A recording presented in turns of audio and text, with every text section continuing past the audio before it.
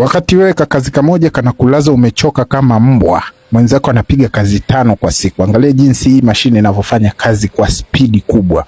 Unanielewa? Unaweza kaa unayo hii tu, watu wote wanaofanya skimming wakakuita ukawapigia msasa ukaenda zako kulala, wala uhitaji ujuzi.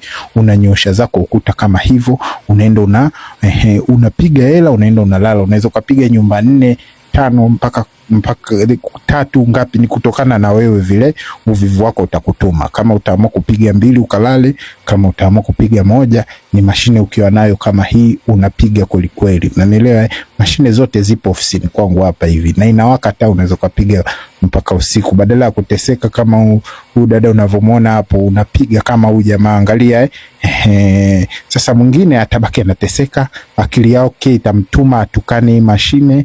Unanielewa? Mwingine ataendelea kufanya kazi kama hivi unavyoona. Unaona mwamba anavyonyoosha ukuta?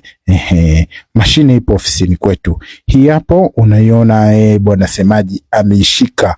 Unaona anakuonyesha jinsi inavyofanya kazi. Ipo ofisini kwetu Maobai. Unaona t-shirt yenyewe inajieleza Maobai. So piga simu uchukue mashine yako ukaanze kupiga kazi. Kama wewe ni fundi, usije ukapitwa na wakati. Piga kazi sehemu moja, maliza, lipwa hela, ondoka. Mabosi siku hizi hawataka kucheleweshwa kazi. Mtu anataka amie kwenye nyumba yake haraka bwana. Piga kazi, nyoosha, ondoka.